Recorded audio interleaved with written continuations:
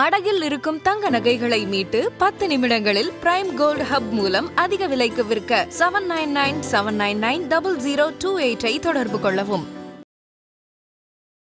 குழந்தையோடைய ஜாதகம் அவங்க அப்பாவோடைய ஜாதகத்தை இன்ஃப்ளூயன்ஸ் பண்ணுமா அப்படின்னா, அப்பாவோடைய ஜாதகம் தான் குழந்தைய இன்ஃப்ளூயன்ஸ் பண்ணுது. தந்தை வளர வளர வளர வளர பார்த்தீங்கன்னா இந்த குழந்தையோடைய அடுத்தடுத்த நகர்வுகள் கொஞ்சம் டல்லாகவே இருக்கும். இவர் எப்போ தன்னுடைய உச்சத்தை நிறைவு செய்கிறாரோ அப்போ தான் இவனுடைய காலம் ஸ்டார்ட் ஆகும். சிவகுமார் ஐயா பிறந்து குழந்தையா இருக்கிறாங்க. அப்போ அவங்க அப்பா எடுத்து கொஞ்சம் போது சொல்லுவாராம், தங்கம் அப்பாவை முழுங்க வந்திருக்கியாப்பா அப்படின்ட்டு.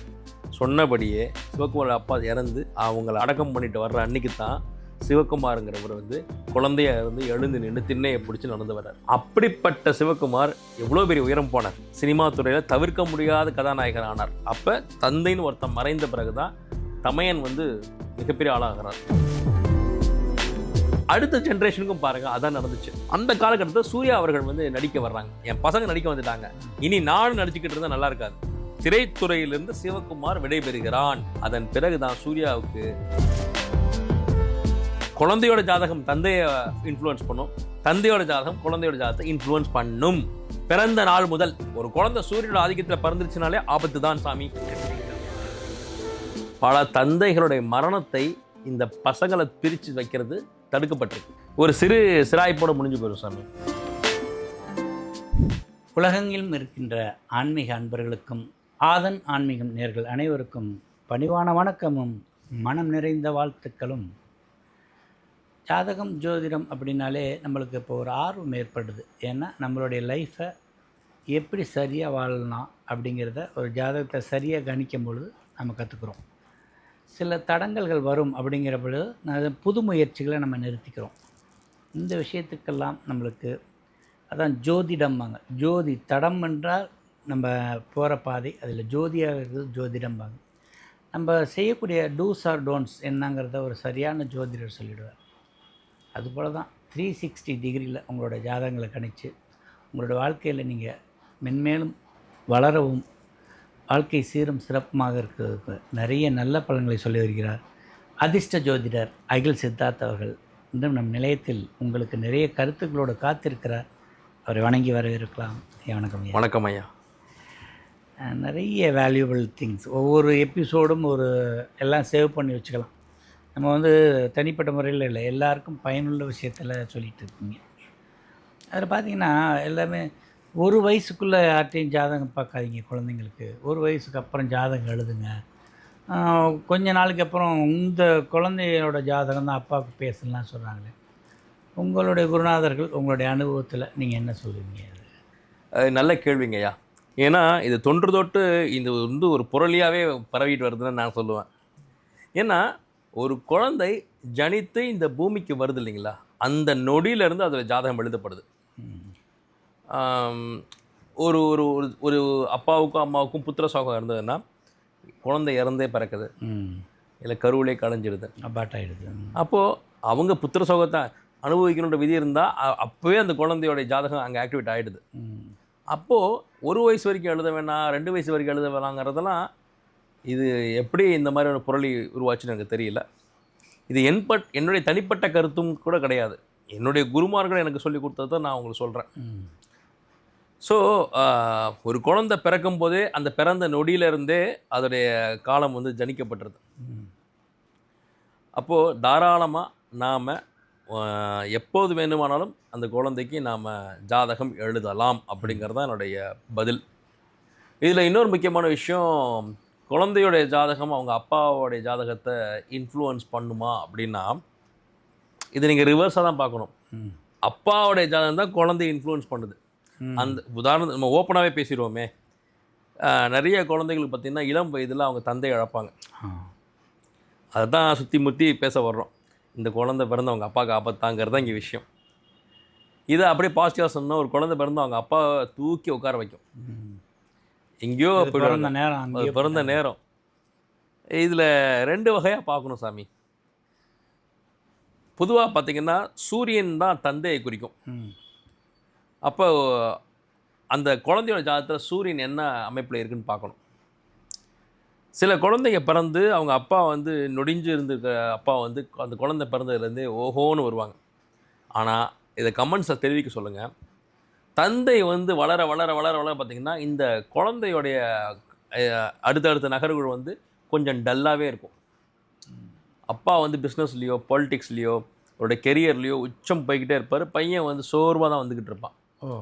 அப்படி உச்சத்தில் இருக்கக்கூடிய அநேகமான தந்தைமார்களுடைய மனநிலையை பார்த்திங்கன்னா, பையனோ அந்த குழந்தையோ இல்லை அந்த பெண் குழந்தையோ இல்லை ஆண் குழந்தையோ நம்ம குழந்தை வந்து டல்லாகவே இருக்குதே அந்த ஒரு கவலை இருந்துகிட்டே இருக்கும். இந்த பக்கம் அவங்க உச்சத்தில் போயிட்டு இருப்பாங்க. அப்போ இவர் எப்போ தன்னுடைய உச்சத்தை நிறைவு செய்கிறாரோ அப்போ தான் இவருடைய காலம் ஸ்டார்ட் ஆகும். இவருக்கு ஸ்டார்ட் ஆகிடுது. இதுக்கு நான் ஒரு எல்லாருக்கும் தெரிந்த ஒரு உதாரணம் சொல்கிறேன். நடிகர் சிவகுமார் ஐயா வந்து அவங்களே வந்து பெரிய ஜோதிட ஞானி தான். அவங்க அப்பா அதை விட மிகப்பெரிய ஜோதிட ஞானி. அவங்களோட பிளட்லேயே அந்த ஜோதிடம் இருக்குது. இன்றளவும் ஜோதிடத்தை அவங்க பின்பற்றக்கூடிய ஃபேமிலிஸ் தான். ஆஃப் லேட் தான் நிறையா விமர்சனங்கள் வந்து, பட் அவங்களுடைய பேசிக் வந்து ஜோதிடம் ஆன்மீகம் சார்ந்தது தான். அவங்க பசங்களுக்கே முருகன் பெயர்கள் தான் வச்சுருக்கிறாரு. அவரே சிவகுமார் தான். அவங்க சிவகுமார் ஐயாவுடைய அப்பா அம்மாலாம் வந்து ரொம்ப ஆன்மீக பற்றுள்ளவர்கள். அப்போ தன்னுடைய தந்தை பார்த்திங்கன்னா, அவர் வந்து ஒரு இடத்துல தண்ணி வருதுன்னு சொன்னால் அந்த இடத்துல தண்ணி இருக்குமா. இன்னி வரைக்கும் அவங்க அப்பா சொன்ன இடத்துல இங்கே குழியை வெட்டிங்க தண்ணி இருக்கும், இங்கே போர் போடுங்கன்னு சொன்ன இடத்துல இந்த நாள் வரைக்கும் தண்ணி ஊற்று வந்துக்கிட்டே இருக்குது. அவர் குறித்து கொடுத்த இடம். ஆமாம். யார்? சூர்யாவுடைய தாத்தா. ஸோ அப்படி ஒரு ஞான திருஷ்டி உள்ள மனிதர் தான் சூர்யாவோட தாத்தா, சிவகுமாரோடைய தந்தை. அவங்க அப்பா சொல்லுவாராம், சிவகுமாரை பிறந்த குழந்தைய எடுத்து வச்சுட்டு, கண்ணா நீ அப்பாவை முழுங்க வந்திருக்கியாடா, நான் போன பிறகு தான் உனக்கு வாழ்க்கை ஆரம்பிக்குமாடா அப்படின்ட்டு அவங்க அம்மா கிட்ட சொல்லுவாராம். பாரு இது மாதிரி உன் வயிற்றில் இருக்க குழந்தை ஆண் குழந்தையா இல்லைன்னா அது எனக்கு பிறக்கலை அப்படின்னு சொல்லுவாராம்.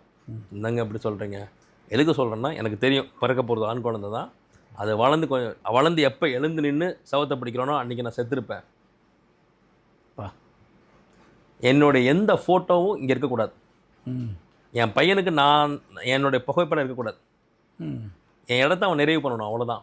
இதெல்லாம் மனைவிட்ட சொல்லி, மனைவி கர்ப்பமாக இருக்கும்போது அவங்க அப்பா சொல்கிறார், அதாவது சிவகுமாரோடைய தந்தை, சிவகுமார் அவர்கள் கர்ப்பமாக இருக்கும்போது சிவகுமாரோடைய தந்தை வந்து சொல்கிறாங்க. இதை நான் வந்து தெரிஞ்சுக்கிட்டது ஐயா ராஜேஷ் ஐயாவோடைய காணொலி மூலமாக தெரிஞ்சுக்கிட்டது. அதனால தான் இவ்வளோ தெளிவாக சொல்கிறேன். அப்போது அதுதான் நடந்துச்சு. சிவகுமார் ஐயா பிறந்து குழந்தையா இருக்கிறாங்க. அப்போ அவங்க அப்பா எடுத்து கொஞ்சம் போது சொல்லுவாராம், தங்கம் அப்பாவை முழுங்க வந்திருக்கியாப்பா அப்படின்ட்டு. சொன்னபடியே இவங்க அப்பா இறந்து, சிவகுமார் அப்பா இறந்து அவங்கள அடக்கம் பண்ணிட்டு வர்ற அன்னைக்கு தான் சிவகுமாருங்கிறவர் வந்து குழந்தையாக இருந்து எழுந்து நின்று திண்ணையை பிடிச்சி நடந்து வர்றார். ஊரே பார்த்து அழுது தான். அவங்க அப்பன் சொன்ன மாதிரியே நீ எழுந்து நிற்கும்போது அவன் இல்லையப்பா அப்படின்ட்டு.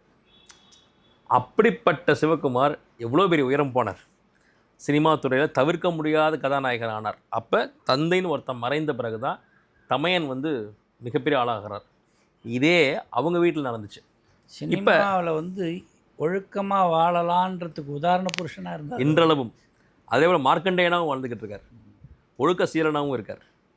இதெல்லாமே அவங்க அம்மா ஒரு மிகப்பெரிய உழைப்பாளி, கடுமையான போராளி. அவங்க அம்மாவோட கற்றுக் கொடுத்த ஒழுக்கம், அவங்க அப்பா விட்டு சென்ற லிகசி, அதெல்லாத்தையுமே சிவகுமார் ஐயா வந்து கொண்டு வந்தாங்க திரைத்துறையில். ஆமாம். அப்போ அடுத்த ஜென்ரேஷனுக்கும் பாருங்கள் அதான் நடந்துச்சு. சிவகுமார் ஐயா கதாநாயகனாக இருந்து அதன் பிறகு குணச்சித்திர நடிகனாக மாறி சீரியல்ஸ், சித்தின்னு ஒரு சீரியல் பயங்கர ஃபேமஸ், அது வரைக்குமே வந்துட்டாங்க. அந்த காலகட்டத்தில் சூர்யா அவர்கள் வந்து நடிக்க வர்றாங்க. அப்போ யோசிக்கிறார், நம்ம பையன் வளரணுன்னா நம்ம ஸ்டாப் பண்ணணும், நம்மளுடைய ப்ரோக்ரஸ், நம்மளுடைய அடுத்த நகர்வுகளை நிறுத்தினா தான் நம்ம பையன் அரியணை ஏற முடியும்னு ஆன்மீக சைடு வந்தார் பாருங்க. அனௌன்ஸ் பண்ணுறாரு சாமி. அவர் அனௌன்ஸ் பண்ணுறாரு, சாமி என் பசங்க நடிக்க வந்துட்டாங்க, இனி நானும் நடிச்சுக்கிட்டு இருந்தால் நல்லா இருக்காது. திரைத்துறையிலிருந்து சிவகுமார் விடைபெறுகிறான். இன்றிலிருந்து ஆன்மீகத்திலும் இலக்கிய மேடைகளிலும் ஓவியத்திலும் மற்ற கலைகளிலையும் என்னை நீங்கள் பார்க்க முடியும். தொடர்ந்து நான் இயங்கிட்டு தான் இருப்பேன். பட் சினிமாவில் கேமராவில் நான் வரமாட்டேன். அதனால் எத்தனை கோடி எனக்கு கொடுத்தாலும் நான் வரமாட்டேன்னு எழுதி தந்தார். அதன் பிறகு தான் சூர்யாவுக்கு நந்தாங்கிற வாய்ப்பு அமைஞ்சு காக்கன்னு ஆரம்பித்து அதன் பிறகு இன்றளவும் அவர் வந்து கொடிகட்டி பறந்துக்கிட்டு இருக்காருன்னா தந்தைங்கிறவர் வந்து அந்த துறையை விட்டு விலகிறார். அதன் பிறகு அவருடைய அந்த தியாகம் இந்த பசங்களை வந்து அடுத்து கார்த்திங்கிறவர், அவர் அடுத்த 2வது மகனும் வர்றார். இது வந்து நீங்கள் நம்பினாலும் நம்பாட்டலும் இதுதான் உண்மை. நல்லா யோசிச்சு பாருங்கள். பெரும்பாலும் பார்த்தீங்கன்னா தந்தை மகளோ ஒரே துறையில் ஜெயிக்கிறதுங்கிறது குதிரை கொம்பு தான். அப்போ ஒரு ஜாதகம், குழந்தையோட ஜாதகம் தந்தையை இன்ஃப்ளூயன்ஸ் பண்ணும், தந்தையோட ஜாதகம் குழந்தையோட ஜாதகத்தை இன்ஃப்ளூயன்ஸ் பண்ணும். பிறந்த நாள் முதல். ஒரு குழந்தை சூரியனோட ஆதிக்கத்தில் பிறந்துருச்சுனாலே ஆபத்து தான் சாமி. சிம்ம ராசியோ சிம்ம லக்னமோ சூரியன் உச்சமாகவோ இல்லை குரு சூரியன் சேர்ந்தோ சிவராஜ யோகமாகவோ இருக்கும்போது அந்த குழந்தை ஜாதகத்தில் நீங்கள் பார்த்துட்டிங்கன்னா அப்போ தந்தை வந்து முடிவு பண்ணணும். குழந்தை ஒரு இடத்துலையும் நாம ஒரு இடத்துலையும் இயங்கிட்டோம்னா பிரச்சனை இல்லை. குழந்தையும் தந்தையும் ஒன்றாகவே இருந்தால் மிக நிச்சயமாக தந்தையை பாதிக்கும். அப்படி தந்தையை பாதிக்கலைன்னா தந்தை வளர்ந்துக்கிட்டே இருப்பார், இந்த குழந்தை வந்து டம்மியாகவே இருக்கும். ஏதாவது ஒரு வகையில் சோர்வா, படிப்பில் மந்தமா, இல்லை உடல் மந்தமாகவே இருக்கும். தந்தை வளர்ந்துக்கிட்டே இருப்பார். ரொம்ப முக்கியமான கேள்வி இது. ஆனால் ஜாதகம் எழுதலாம் அப்படி, ஆனால் நிச்சயமாக ஜாதகம் எழுதலாம். நானே இன்னொரு எழுதி கொடுத்துக்கிட்டு இருக்கேன். பிறந்த குழந்தைகளை ஜாதகம் எழுதலாம், எழுதி கொடுத்து கொண்டு தான் இருக்கிறேன். பிறந்த நேரம், பிறந்த தேதி, பிறந்த இடம் தான் ஜாதகம் எழுத முக்கியமானது. இப்போ அதே பார்த்தோம்னா பரம்பரையாக தொழில் செஞ்சிட்ருக்குறாங்களே. ஆமாம். நகை கடையோ ஜவுளி கடையோ இருக்குது. இப்போ அவங்க தகப்பனார் பார்க்குறாரு, அவங்க பையன் வரப்போ அந்த தகப்பனார் முழுமையாக அதை விட்டு ஒதுங்கிறது தான் நல்லதா? நிச்சயமாக. ரொம்ப அருமையான கேள்வி சாமி. தொழில் தான் வெற்றி, பணம் தான் வெற்றி. என்ன கேட்டிங்கன்னா ஒரு பொருளாதார முன்னேற்றம் இல்லாததை வெற்றியாகவே நம்ம கருத முடியாது. ஏன்னா ஒரு ஒரு ஒரு பையனோ ஒரு ஆளோ ஒரு மனுஷியோ வந்து ஒரு விஷயத்தில் ஈடுபடுறாங்க அப்படின்னா அதில் மானிட்டரி பெனிஃபிட் இருக்கணும். அப்படி இல்லைன்னா அது பொழுதுபோக்கு அம்சம். இப்போ நீங்கள் ஒரு பொழுதுபோக்குக்காக ஒன்று பண்ணுறீங்கன்னா அது உங்கள் லெஷர். வேறொரு ப்ரொஃபஷனில் இருந்து ஒரு சிறு தற்காலிக ஒரு நேரத்துக்கு நீங்கள் பண்ணுறது. நீங்கள் ஒரு முழு விஷயத்தையுமே காசு இல்லாமல் பண்ணக்கூடாதுன்றதை என்னுடைய தாழ்மையான கருத்து. அப்போது ஒரு பையன் வந்து ஒரு பிஸ்னஸை டேக் ஓவர் பண்ணுறாரு அப்படின்னா அங்கே அப்பாவும் வந்து தலைமை பொறுப்பில் இருந்துப்பார், பையனும் நீ வேலை செய்யணும் அப்படின்னா ஒரு கண்டிஷன், நான் தான் தலைவர், நீ இங்கே ஸ்டாஃப், தொழிலை கற்றுக்கோ, நான் உனக்கு முதலாளியாக இருப்பேன், இந்த இடத்துல நான் உனக்கு அப்பன் கிடையாதுன்னு சொன்னால் அங்கே 2 பேரும் ஜெயிக்கலாம். ஒரே ரூமில் 2 பேரும் பக்கத்தில் சேரை போட்டுக்கிட்டு அது தவறுங்க சாமி. நான் இங்கே ஒரு எம்டி தான்டா, இங்கே ஒரு தலைவர் தான், நீ எனக்கு வேலையாள் தான், நீ எனக்கு ஸ்டாஃப் தான், நீங்கள் தொழில் கற்றுக்க வந்திருக்க, இந்த இடத்துல நீ நான் அப்பானே கூப்பிடக்கூடாது. லஞ்ச் அவர் வந்தால் நீ ஸ்டாஃபாக உட்காந்து ஸ்டாஃப் ரூமில் தான் லஞ்ச் சாப்பிடணும், அப்பான்ற உரிமையோட என் ரூமில் வந்து சாப்பிடக்கூடாது அப்படின்னு ரொம்ப ஸ்ட்ரிக்டாக அந்த ஏற்ற இறக்கிறது ஹைராக்கியை வந்து அவங்க ஃபாலோ பண்ணிட்டாங்கன்னா அப்பாவும் பையனும் சேர்ந்து பயணிக்கலாம். இல்லை என் பையனும் இதில் வந்து தலைவனாக ஜெயிக்கணும் அப்படின்னா தந்தை சிம்மாசனத்தை விட்டு இறங்கினால் மட்டும்தான் இவன் அரியணை ஏற முடியும். அரியணை ஏறி உட்காரும்போது இவன் மட்டும்தான் அந்த இடத்துல இருக்கணும். அப்பா வந்து ஒரு குரு மாதிரி, ஒரு ராஜகுரு மாதிரி இருந்து கைட் பண்ணலாம், அட்வைஸ் பண்ணலாம். அது ஒரு காலகட்டம் வரைக்கும் தான். If I am not wrong, Suriya அவர்கள் சிவகுமார் ஐயாட்ட கேட்டுட்டா வந்து கதை ஃபிக்ஸ் பண்ணுவாங்க. இல்லை ஓரளவுக்கு ஃபிக்ஸ் அமைச்சு கொடுத்துட்டாங்க. அடுத்து அவர் தன் வேலையை பார்க்க ஆரம்பிச்சிட்டார்ல. அதுதான் எதுக்கு இதை சொல்கிறேன்னா, நம்ம எல்லாருக்கும் தெரிந்த குடும்பம், தெரிந்த விஷயங்களை சொன்னால் உங்களுக்கு ஈஸியாக பிடிபடுன்றதுக்காக சொல்கிறேன். நம்ம குடும்பங்கள்லேயுமே அப்பா வந்து அந்த அரியணை விட்டு இறங்கவே மாட்டேன், ஆனாலும் பையன் வந்து வெளியே வரணும்னா வரமாட்டான்.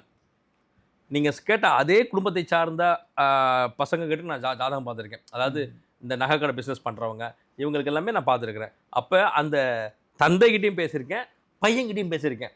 பையன் சொல்லுவான், சார் நான் எங்கள் அப்பாட்ட கேட்குறது ஒன்று தான், அப்பா ஒன்று என்னை ஸ்டாஃபாக நடத்துங்க, இல்லைன்னா நீங்கள் இறங்கிட்டு எனக்கு பொறுப்பு கொடுங்க. நீங்களும் இருப்பீங்க, நான் ஸ்டாஃபாகவும் இருக்கக்கூடாது, ஆனால் தொழிலையும் ஜெயிக்கணும்னா எப்படிப்பா? என்னுடைய மைண்ட் செட் வேறு. இப்போ உள்ள ட்ரெண்டுக்கு டெக்னாலஜி அதை கொண்டு வந்தால் அவங்க அப்போ வேணான்றாரு. ஒன்றும் இல்லை, நான் நகை டிசைன்ஸ் நான் பாம்பேலேருந்து எடுத்துகிட்டு வரேன், நீங்கள் அதை அப்ரூவ் பண்ண மாட்டேங்கிறீங்க. அதனால் பழைய டிசைன்ஸை கிளைண்ட்ஸ் வந்து விரும்ப மாட்டேங்கிறாங்க, சேல்ஸ் பாதிக்கப்படுது. நான் சொன்னால் நான் பார்க்காத சேல்ஸான்னு நீங்கள் சொல்கிறீங்க. இல்லை எனக்கு சம்பளம் போட்டு கொடுத்துருங்க, நான் சம்பளமாக வேலை பார்க்குறேன், அதுக்கு நீங்கள் என் பையனே எப்படி நான் சம்பளத்துக்கு வேலைக்கு வைப்பேன்னு சொல்கிறீங்க. எனக்கு முடியலப்பா அப்படின்னு சொல்கிறேன், ஆனால் புரிஞ்சிக்க மாட்டேங்கிறார் சார் எங்கள் அப்பான்னு பையன் என்கிட்ட புலம்புறான். அவங்க அப்பா என்ன சொல்கிறாரு, சார் இந்த வாழ்க்கையே அவனுக்கு தான் சார், இந்த கடையே அவனுக்கு தான் சார். எவ்வளோ கஷ்டப்பட்டு அது உருவாக்கணும் தெரியுமா? எவனுக்கா சார், நீங்கள் தான் தப்பு பண்ணுறீங்க, கடையே அவனுக்கு தான், கடையை கொடுத்துட்டு நீங்கள் வீட்டில் உட்காருங்கன்னு தான் சொல்கிறேன். அது எப்படி சார், நான் இருக்க வரைக்கும் நான் தான் தலைவர், அப்போ பேசாமல் இருங்க, உங்கள் பையன் என்ஜாய் பண்ணிகிட்டு இருக்கட்டும், அவனை டிஸ்டர்ப் பண்ணாதீங்கன்னு சொல்லியிருக்கேன். ஸோ இதுதான் நியதி. அப்பா ஜெயிக்கணும்னா அப்பா ஜெயிக்கணும், பையன் வந்து வேடிக்கை தான் பார்க்கணும். இருவரும் சேர்ந்து ஜெயிக்கிறதுக்கு இருவேறு துறைகளில் ஜெயிக்கலாம், இல்லை இருவேறு இடங்கள்லேருந்து ஜெயிக்கலாம். ஓரிடத்திலே வேலை பார்க்கக்கூடாது சாமி. என்றைக்குமே அவங்க அப்பா வரைக்கும் அவன் பையன்தான். அவனுக்கு என்ன தெரியுன்ற நோக்கத்தை பார்ப்பார். அதனால தான் நம்ம பெரிய நிறுவனங்களில் அரசு துறைகள்லாம் பார்த்தீங்கன்னா ஒரு இடத்துல வேலை பார்த்துட்டு இருப்பாங்க. எப்போ ப்ரொமோஷனோ தே வில் டெஃபினெட்லி ட்ரான்ஸ்ஃபர்.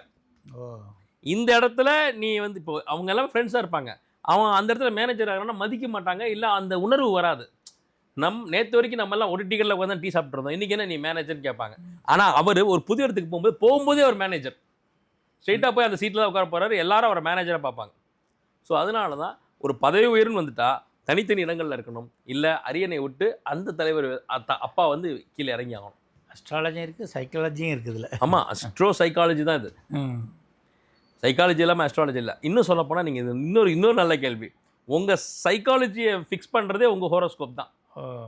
ஒருத்தர் வந்து தன்மான உறவு ஜாஸ்தியாக இருக்கும், அப்போ அங்கே சூரியன் பலமாக இருக்கும். இன்னொருத்தர் வந்து பார்த்துக்கலாம், நம்ம பணிஞ்சு போகலாம், எதுக்கு வம்பு, எதுக்கு தட்டி கேட்டுக்கிட்டு பிரச்சனைலாம் வாழ்ந்துட்டு போவோம்ப்பா அப்படிங்கிறவங்களுக்கு சூரியன் நீசமாகவோ கொஞ்சம் டிகிரி அளவில் கம்மியாகவோ அந்த ஆளுமை திறன் கம்மியாகவோ இருக்கும். சனி வந்து ரொம்ப வீரியமாக இருக்கும். சனிங்கிறது வந்து தொழில் செய்கிறவங்க, அதாவது அடிபணிந்து போகிறவர்கள், எதுக்கு பிரச்சனைன்னு நினைக்கிறவங்க. சரி, இப்படி உங்கள் ஜாதகத்தில் என்னென்ன கிரகங்கள் என்னென்ன பிளேஸ்மெண்ட் ஆகிருக்கோ அதுக்கேற்ற மாதிரி தான் உங்கள் மனதை திங்க் பண்ணும். பர்ஃபெக்ஷனாக இருக்கிறவங்களுக்கெல்லாம் பார்த்திங்கன்னா அந்த சூரியன் வந்து பலமாக இருக்கும், செவ்வாய் வீரியமாக இருக்கும், தட்டி கேட்பாங்க, வீரமாக இருப்பாங்க, என்னன்னாலும் பார்த்துக்கலான்னு இருப்பாங்க. செவ்வாய் பலவீனமாக இருக்கவங்களுக்கு, செவ்வாய் மறைஞ்சிருக்கும் பார்த்திங்கன்னா எல்லா டாக்குமெண்ட்ஸும் கரெக்டாக இருந்தாலும் அந்த டிராஃபிக் போலீஸை பற்றி பயப்படுவாங்க. எதுக்குங்க மட்டும் ஹெல்மெட் போட்டிருக்கேன், எல்லாம் போட்டிருக்கேன், அப்படியே சந்துக்குள்ளே பூந்து போகிறேன், இவன் சந்துக்குள்ளே பூந்து போகிறத பற்றி வேறு கள்ளக்கடத்தில் பண்ணுறான்னு நல்லா இருக்கணும் வழிமறித்து கேட்பாங்க. சில தப்பு பண்ணிக்கிட்டோன்னு தைரியமாக போவான், பார்க்க தைரியமாக போகிறான் போட்டும் அப்படின்னு விடுவாங்க. ஸோ இதெல்லாமே உங்களை டிசைட் பண்ணுறதே ஹோரோஸ்கோப் தான். ஸோ ஜாதகம் இல்லாமல் உங்களுடைய தனி மனித வாழ்க்கை இல்லை. நல்ல விஷயம். இதுக்கு ஒரு எல்லை கட்டிக்கிட்டு ஒரு வயசு ஆகணும் அதுக்கப்புறம்ன்றதில்ல. சீக்கிரம் பார்த்துக்கிறப்ப சில நெகட்டிவை தெரிஞ்சு சரி பண்ணிக்கலாம். அப்பாவுக்கு உடம்பு சரியில்லாமல் போகும், இந்த இடத்துல நல்லா பார்த்துங்க, சின்ன சின்ன பிரச்சனைகள் வரப்போ அலட்சியமாக விட்டுறாதீங்க அப்படின்னு இந்த ஜாதகத்தை வச்சு அவங்க அப்பாவுக்கு நினைச்சு. இதில் ஆச்சரியமான விஷயம் என்னென்னா, அந்த சிறு வயதிலே, நான் சொல்கிறது 10 வயதுக்குள்ளேயே அந்த பையன் வந்து அவங்க அப்பாவோட சேர்ந்து இருக்கிறதுக்கு ரொம்ப அன்ட்ரெஸ்டாக ஃபீல் பண்ணுவான். அம்மா நான் பாட்டி வீட்டுக்கு போகிறேன்மா, என்ன பாட்டி வீட்டுக்கு போகிறேன்னு, எப்போ பார்த்தாலும் பாட்டி வீட்டுக்கு. அவனால் அங்கே இருக்க முடியல. 2 சூரியன் சேர்ந்து பயணிக்க முடியாது. தந்தைங்கிற ஸ்தானமே சூரியன், இவன் சூரியன் படத்தில் பிறந்திருப்பான். அப்போ இவன் இருக்க இவனுக்கும் பிரச்சனை, அவங்க அப்பாவுக்கும் பிரச்சனை. இதை நீங்கள் ஒரு வயசில் ஜாதகம் எழுதும் போது பார்க்க முடியும். நிதானமாக ஜாதகம் எழுதலாம்னா அவன் என்ன ராசினே தெரியாது, என்ன லக்னம்னே தெரியாது, அவனுக்கு சூரியன் எங்கே இருக்குது, சந்திரன் எங்கே இருக்குது, அவன் ராகு எங்கே இருக்குது, இப்போ என்ன தசாபதி போயிட்டு இருக்குன்னு எதுவுமே தெரியாமல் நீங்கள் எப்படி அதை பண்ணலாம் அடுத்த கட்டத்தை நீங்கள் தீர்மானிப்பீங்க. இப்போ நீங்கள் பிரித்து வைக்கிறது பலம் சேர்க்கின்ற பட்சத்தில் படிப்பு சார்ந்து படிப்புக்காக ஒரு ஹாஸ்டல்லையோ ஒரு சொந்தக்காரங்களை கொண்டு போய் விடுப்பாரு, அவன் பெரிய வாழ்க்கை வருவான். பல தந்தைகளுடைய மரணத்தை இந்த பசங்களை பிரித்து வைக்கிறது தடுக்கப்பட்டிருக்கு. எவ்வளோ பெரிய பலம் பாருங்க. ஒரு சிறு சிராய்ப்போட முடிஞ்சு போயிடும் சாமி. நான் எத்தனை சொல்லியிருக்கேன், இந்த பையனை பிரித்து வைக்கலன்னா முதல்ல அறிகுறி காட்டும். அவங்க அப்பா வந்து கீழே விழுவாருங்க, காலடி படுங்க, அப்போயாவது முடிச்சுக்கோங்க, இல்லைன்னா நிச்சயமாக பிரச்சனைங்கன்னு சொல்லி அது எப்படிங்க பச்சை பிள்ளைய போய் விட்டுட்டு நான் இருக்க முடியும், புள்ள தாங்க எனக்கு உயிர் அப்படின்னு அவங்க அம்மா சொல்லுது. உங்களுக்கு உயிருங்க, அவங்க அப்பாவுக்கு ஒன்று. அவங்க அப்பாவை வந்து பார்த்து வேலை முடிச்சுட்டு வந்து பையன் எங்கே தான் கேட்பாரு. அப்படியாம்மா, சரி, ஒருவேளை அவங்க கணவர் வந்து கீழே விழுந்து சிராய்ப்பு ஆகலைன்னா அப்புறம் என்னன்ற பாருங்கள், ஆயிட்டாருன்னா எனக்கு ஃபோன் பண்ணுங்கன்னு சொல்லியிருந்தேன். 3ஆவது நாள் கால் இடறி பைக் இடறி கீழே விழுந்து மாவு கட்டு போட்டு படுத்துருக்காரு அவங்க கணவர். அவங்க பொண்டாட்டி ஃபோன் பண்ணிடுச்சு, சார் நீங்கள் சொன்னபடியே அவர் கீழே விழுந்துட்டார், அடுத்து எது நடக்கக்கூடாதுன்றது பயமாக இருக்குது, இப்போ என்ன பண்ண, நான் சொன்னதான் பண்ணுங்கள், உங்கள் பையன் எங்கே போகணும்னு ஆசைப்பட்றாரு, எப்போ பார்த்தாலும் நீங்கள் இங்கே இருக்காத, நீங்கள் பாட்டி வீட்டுக்கு விடு, பாட்டி வீட்டில் விடுங்க, பாட்டி வீட்டில் விடுங்க, இருக்கட்டும், இங்கே இருந்து ஃபோனில் அன்பை பரிமாறிக்கட்டும், இவர் போய் அவங்கள பார்க்கட்டும், இல்லை அவர் ஒரு நாள் 2 நாள் வந்து பார்த்துட்டு போகணும்னு சொல்லி அதன் பிறகு அந்த காயத்துக்கு அப்புறமா அவர் 3 மாத காலம் கழித்து மறுபடியும் டியூட்டி ஜாயின் பண்ணி இப்போ பையன் ஒரு இடத்துலையும் அப்பா ஒரு இடத்துல இருக்கிறாங்க. அதுக்கப்புறமா பையன் இப்போ ஸ்கூலில் சேர்ந்துட்டான், அவங்க அப்பாவுக்கு இமீடியட்டாக ப்ரொமோஷன் கிடச்சது, ரொம்ப நாளாக காத்துக்கிட்டு இருந்தது. அப்போ தான் அவங்க ரிலேட் பண்ணுறாங்க, ஆமாம் சார் பையன் பிறந்த அது வரைக்கும் நான் அப்படியே வந்துக்கிட்டே இருந்தேன், பையன் பிறந்ததுக்கப்புறம் எல்லாமே ஸ்டாப் ஆன மாதிரி இருந்துச்சு, நான் ரொம்ப டவுன் ஆன மாதிரி இருந்துச்சு, கீழே விழுந்தேன், மாவு கட்டு போட்டேன். இப்போ அந்த பையன் அங்கே போனதுக்கப்புறமா நான் எதிர்பார்த்து காத்து இந்த ப்ரொமோஷன் கிடச்சிருச்சு. இப்போ அவங்க அங்கே ரொம்ப ஹாப்பியாக இருக்கான், அவங்க பேரண்ட்ஸும் அதாவது கிராண்ட் பேரண்ட்ஸும் ரொம்ப ஹாப்பியாக இருக்காங்க, அவனும் ரொம்ப ஹாப்பியாக இருக்கான். எப்பயாவது வந்தால் போனால் மட்டும் பார்த்துக்கிறேன், நல்லாயிருக்கு. இப்போது உயிர் போகிறதுக்கு பையன் விலகி இருந்து பார்க்குறது பரவாயில்ல தானே. ஸோ அந்தளவுக்கு டேஞ்சரானது ஹோரோஸ்கோப்ஸை நீங்கள் பார்க்காம விட்டிங்கன்னா it will have a very great consequences. இன்றைக்கும் ஒரு சிறப்பான பயனுள்ள தகவல் சொல்லியிருக்கீங்க. நேயர்களுக்கு வந்து எல்லாத்துக்குள்ளேயும் ஒரு சின்னதை பார்த்துருவாங்க, அதே மனசில் ஏற்றி வச்சுட்டு இப்போ தேவையானதுக்குப்பாங்க. இது எப்போ தேவை, எப்படி தேவை அப்படிங்கிற விளக்கம் வந்து ரொம்ப எனக்கும் இங்கே இருக்கிறவங்களுக்கும் பார்க்குறவங்களுக்கும் பயனுள்ளதாக இருந்தது. மிக்க நன்றிங்க. நன்றிங்கய்யா. என்ன நேர்களே, ஜாதகம் ஜோதிடம் சார்ந்து தெரிஞ்சிக்க வேண்டிய விஷயம் நிறைய இருக்குது. இதெல்லாம் பின்னாடி வரக்கூடிய சின்ன சின்ன குறிப்புகள். நம்ம எப்பயோ ஒரு விஷயத்தில் இருந்து இப்போ எழுத வேணாம், ஒரு வயசு கழித்து எழுதிக்கலாம், 3 வயசு கழித்து பார்த்துக்கலான்றது. அந்த குழந்தைங்களுக்கு ஒரு பிரச்சனை வரப்போகுது அப்படிங்கிறதே ஒரு சரியான ஜோதிடர் ஐடென்டிஃபை பண்ணி, இந்த குழந்தையால் யாருக்கும் தொந்தரவா, வேறு யாராலும் இந்த குழந்தைக்கு தொந்தரவா, தாய்மாமன் ரிலேட்டட்லாம் பார்த்து சொல்லிடலாம் ஈஸியாக. ஸோ சரியான ஜோதிடரம் ஆலோசனை செய்யும் பொழுது சிறப்பான எதிர்காலம் அமையும். இது போன்ற பயனுள்ள நிகழ்ச்சியில் மீண்டும் சந்திப்போம். அதுவரை நன்றி, வணக்கம். அதிர்ஷ்ட ஜோதிடர் அகில் சித்தார்த் அவர்களிடம் ஜோதிட ஆலோசனை பெற வேண்டுமா? 9566662742 என்ற எண்ணிற்கு உங்கள் பெயர் மற்றும் தாங்கள் இப்பொழுது வசிக்கும் ஊர் இந்த இரண்டையும் டைப் செய்து அனுப்பவும். உங்களுக்கு வாட்ஸ்அப் மூலம் மட்டுமே உங்களுக்கான பதிவு மற்றும் ஆலோசனை பற்றிய விவரங்கள் அனுப்பப்படும்.